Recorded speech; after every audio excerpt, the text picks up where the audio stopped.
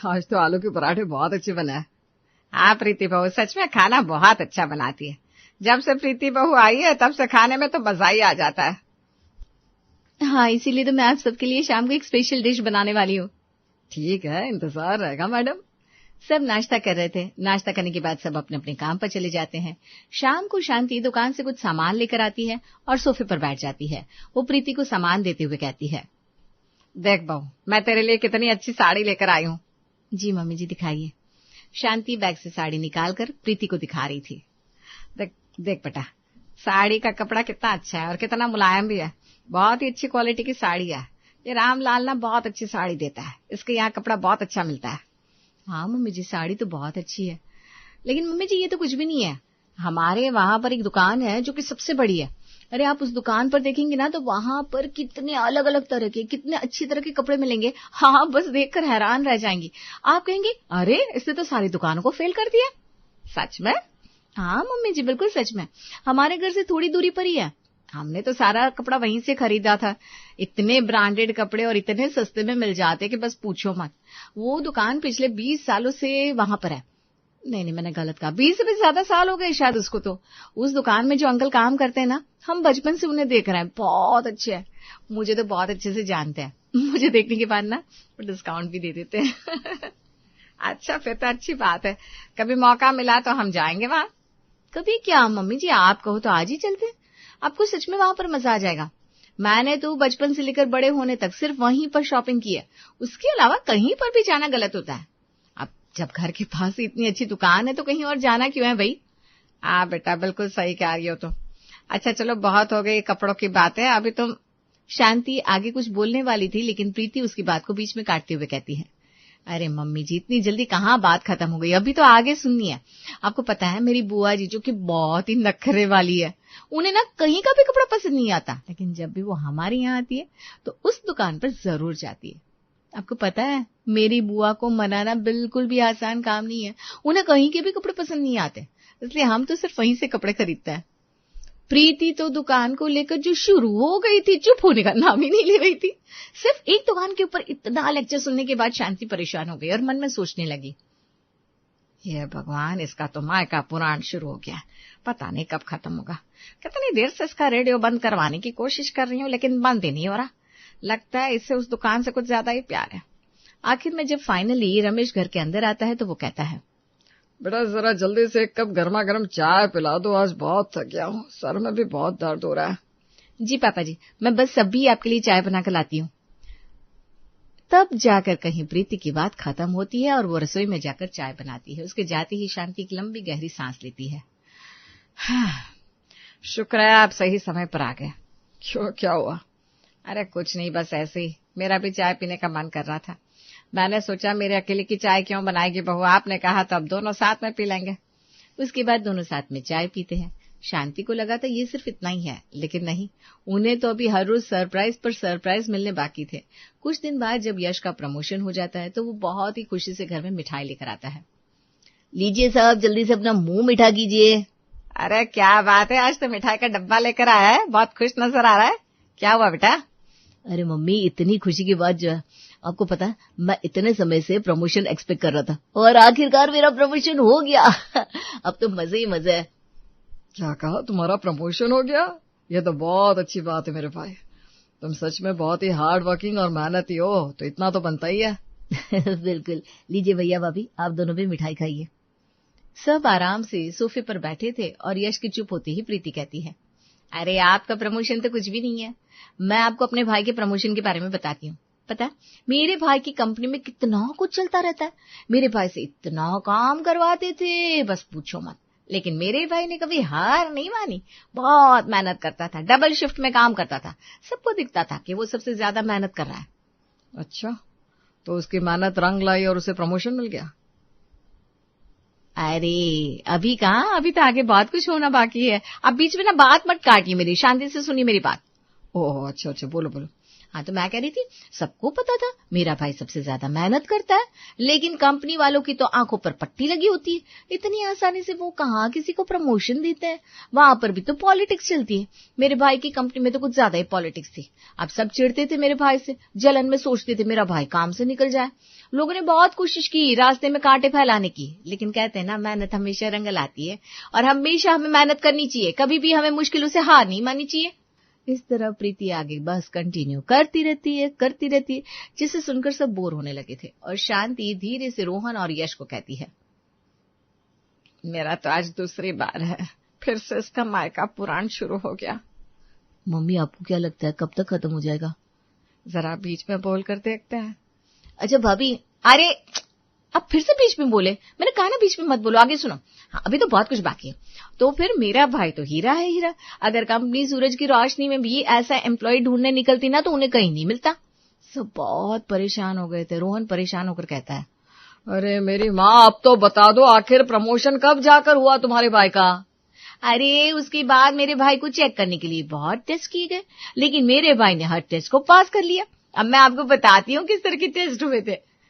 आगे कंटिन्यू होता रहता है, सब परेशान होते रहते हैं। फिर थोड़ी देर बाद और आखिरकार इस तरह मेरे भाई को फाइनली प्रमोशन मिला। पता, जब उसको प्रमोशन मिला तो हर कोई खुश था। और फाइनली इतनी देर सारी बातें सुनने के बाद तीनों इस बात पर जोर जोर से ताली बजाते हैं और जोश से कहते हैं, फाइनली तुम्हारे भाई को प्रमोशन मिल गया, हमें बहुत खुशी है। यश सोफे से उठकर कहता है, हाँ भाभी, मेरे तो आंखों से आंसू आने लगे। इतनी खुशी मुझे अपने प्रमोशन पर नहीं हुई जितनी खुशी मुझे आपके भाई के प्रमोशन पर हो रही है। इतना कहकर यश वहां से 9-11 हो जाता है। सच में बेटा, मैं भी एक बार जाती हूँ तेरे भाई के प्रमोशन का धन्यवाद करने, भगवान जी के मंदिर में जाकर आना होगा ना। तेरा भाई इतना मेहनती जो था। फिर शांति और रोहन भी वहां से चले जाते हैं। उसके जाने के बाद प्रीति खुद से कहती है, देखा मेरे ससुराल वाले कितने अच्छे हैं। मुझसे ज्यादा खुशी इन लोगों को हो रही है मेरे भाई के प्रमोशन की। और सब प्रार्थना करने गए, लेकिन मेरे भाई को प्रमोशन मिले तो 5 साल हो गए। कोई बात नहीं, भगवान को शुक्रिया कभी भी कहो, अच्छा ही तो है। एक रात रोहन लैपटॉप में कुछ काम कर रहा था और उसके फ्रेंड का कॉल आता है। क्या कहा, ऐसा कब हो गया? ये तो बहुत बुरा हुआ।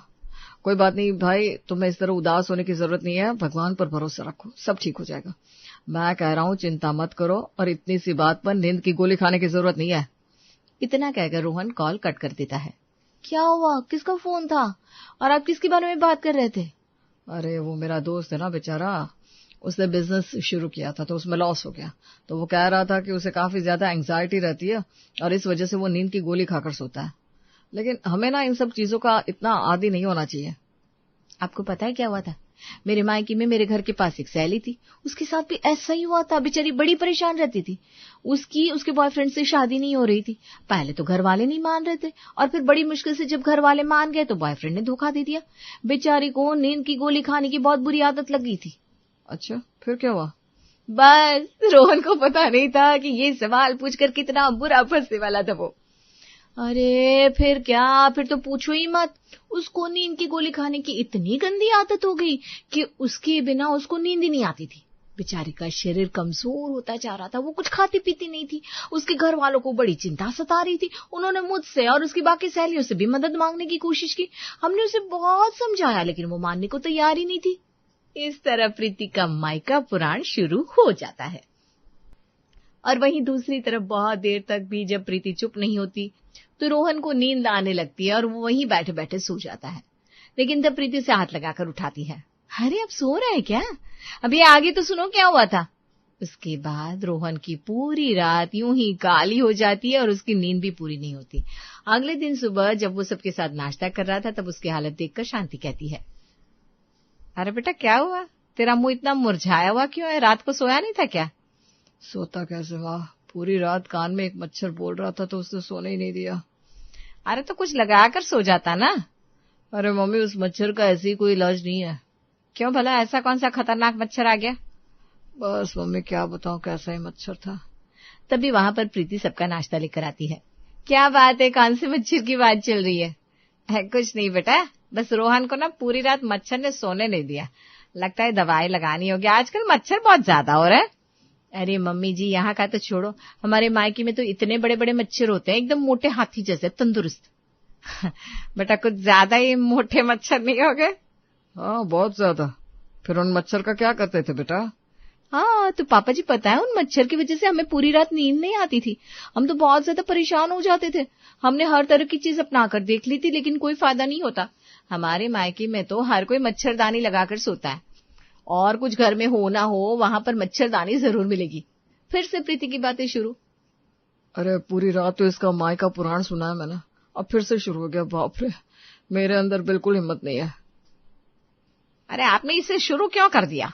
तो मुझे क्या पता था, इसका स्विच ऑन वाला बटन तो है, लेकिन स्विच ऑफ वाला कोई बटन ही नहीं। बहुत देर तक प्रीति उस टॉपिक पर बात करती रहती है। हर कोई परेशान हो गया था। अब घर में अक्सर ऐसा ही होता था। एक दिन शांति की पड़ोसन शीला उसके पास आती है। तभी वहां पर प्रीति उन दोनों के लिए चाय नाश्ता लेकर आती है। बेटा सच में खाना तो तू बहुत अच्छा बनाती है। जी शुक्रिया आंटी जी। तुझे पता है शांति, शर्मा जी के बेटे की गर्लफ्रेंड थी, इसलिए उसने हमारे भेजे हुए रिश्ते के लिए मना कर दिया। अच्छा, अब समझ में आया उनके वहां हर रिश्ता रिजेक्ट क्यों हो जाता है। हाँ, इसीलिए तो। पता नहीं कैसा जमाना आ गया है, किसी का कुछ पता ही नहीं चलता। यहाँ तो बात बनते बनते ही बन गई थी। शुक्र है सही समय पर पता चल गया। अरे आंटी जी, ये तो कुछ भी नहीं है। आपको पता है मेरे मायके में क्या हुआ था? क्या हुआ था बेटा? शांति घबरा कर बोलती है। अरे मत बोल, क्यों सोते हुए शैतान को जगा रही है। क्या बात है, तुझे अपनी बहू का इतना खौफ क्यों रहता है? कितनी प्यारी तो है बेचारी। उधर प्रीति का रेडियो शुरू हो गया था। अभी पता चलेगा कितनी बेचारी है। तो वो लड़का ना सच में बहुत बेकार था। उसने शादी भी की थी और उसने गर्लफ्रेंड भी बना रखी थी। पता नहीं कैसा जमाना आ गया है। मेरे मायके में तो इसीलिए हमसे साफ साफ कहा जाता है, अगर कोई किसी को पसंद करता है तो पहले ही बता दे, बाद में ये सब करने की जरूरत नहीं है। मेरे मायके में आंटी जी आपको हर चीज का एग्जाम्पल मिल जाएगा। अब एक और लड़की के बारे में बताती हूँ जो मेरे मायके के पास ही रहती थी। शीला भी इतना कुछ सुनकर परेशान हो गई। वो धीरे से शांति को कहती है, अरे एक बात बता, ये सब खत्म कब होगा? ये तो इसका मायका पुराण है, पुराना वाला। इतनी आसानी से खत्म नहीं हो सकता। तूने ये शुरू किया था, अब तू ही सुन। इस तरह प्रीति हर जगह अपने मायके की बातों को लेकर बैठ जाती थी, चाहे कोई दोस्त यार आए या रिश्तेदार। इसलिए अब घर वालों ने तो उसके सामने कुछ भी बोलना ही बंद कर दिया था। तो मम्मी सब ऐसे हुआ? प्रीति अंदर से चाय लेकर आती है और पूछती है, क्या सब कैसे हुआ? कुछ भी नहीं हुआ। मैं बस जरूरी काम से बाहर जा रहा हूँ, चलो मैं चलता हूँ। इतना कहकर रोहन वहां से चला जाता है। तब यश फोन में देखते हुए वहां आ रहा था। कहता है, देखो मम्मी, आंटी की बेटी ने अवार्ड जीता है, कितनी अच्छी कुकिंग करती है। सामने यश ने प्रीति को नहीं देखा था और ऐसे बोल दिया था, लेकिन जब यश नजरें उठाकर प्रीति को देखता है, उसकी सांसें अटक जाती है। प्रीति को तो बस एक बात चाहिए थी, वो अपनी बात पर शुरू हो जाती है। आपको पता है, मेरी चाची जी बहुत सुंदर थी और उनकी कुकिंग भी कितनी अच्छी थी। पूरे मायके में उनकी कुकिंग फेमस है। उनकी कुकिंग स्किल्स की बहुत तारीफ होती है। अरे मैंने भी तो उनसे ही खाना बनाना सीखा है। यश बहुत परेशान हो गया था, इसलिए वो ईयरबड्स लगाकर उसमें सॉन्ग चला देता है। अब ठीक है, बोलने दो भाभी को, मैं इनकी इतनी कथाएं नहीं सुन सकता, आराम से अपने सॉन्ग सुनूंगा। जब तक यश वहां बैठा रहता है तब तक उसके कान में ईयरबड्स होते हैं। जब रसोई में कुकर की सीटी बजती है, कुकर की सीटी बजी, अभी आती हूँ, प्रीति वहां से जाती है।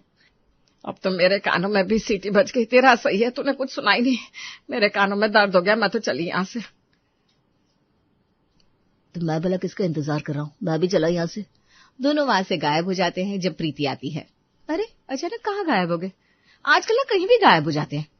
ऐसे ही एक बार शांति की बहन सरला अपने पति के साथ आती है घर के बाहर। तुम्हें लगता है इस समय प्रीति बहू घर पर नहीं होगी? हाँ, मैंने अभी शांति को फोन किया था, उसने कहा प्रीति बहू सो रही है, जल्दी जाते हैं और कार्ड देकर वापस भाग चलेंगे।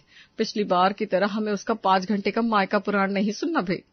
दोनों दबे पांव घर के अंदर आते हैं और शांति के साथ बैठकर बात कर रहे थे कि प्रीति वहां आ जाती है।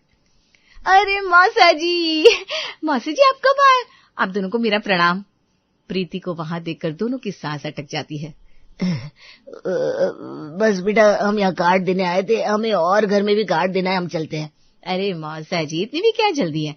भले ही आप सिर्फ कार्ड देने आए, लेकिन आप ऐसे नहीं जा सकते। हाँ, आपको पता है मेरे मायके में एक कहावत है, अतिथि देवो भव।